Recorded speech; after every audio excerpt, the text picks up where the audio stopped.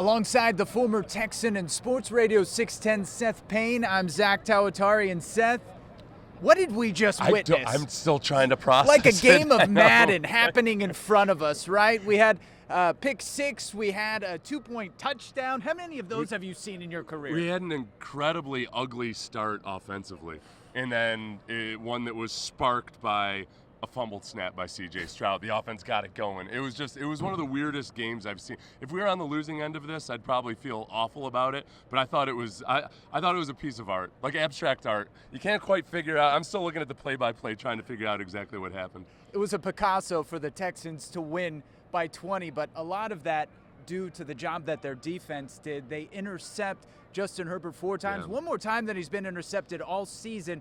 What was the key for them tonight defensively? Really, I think the front seven and having those guys healthy and then combined with the defensive backfield and those guys who have been ball hawks all year long.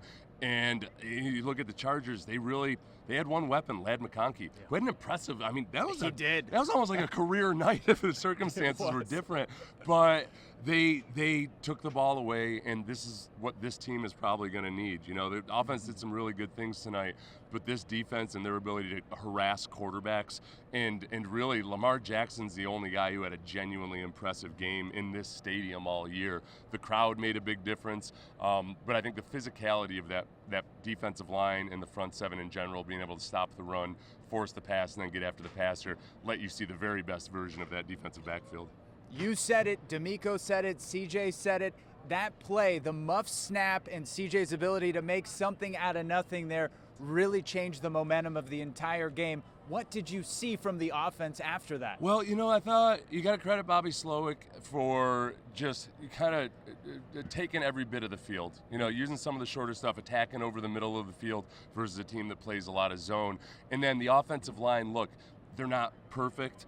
They've got their blemishes, but they've improved a lot of things along the way to now where I think CJ, he feels more comfortable in making some of the right decisions. He's getting a better feel for when to string it out, when to get rid of the ball. But then also tonight we saw him run, 4 times for 40-plus yards with a really nice one too. He looked a lot like Justin Herbert when Justin Herbert runs tonight. That was like Clint Sterner on Sports Radio 610 said he looked like he was on a mission. Yeah, he did look like he was on a mission, showing a lot of emotion. Now, this game kind of representative of the season the Texans have had, coming from behind, having all these ups and downs throughout the game.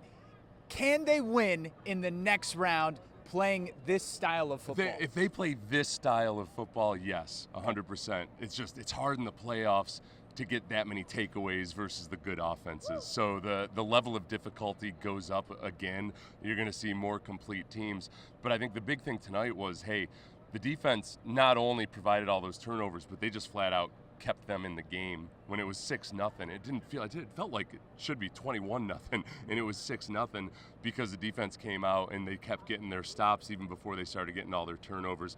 And we've seen this throughout time in history. The Patriots, when they were undefeated that year, they got defeated by a team that could rush the passer, and they made Tom Brady mortal in the playoffs. So no matter how good the team was, if you turn the quarterback into a mortal, then it really levels the playing field.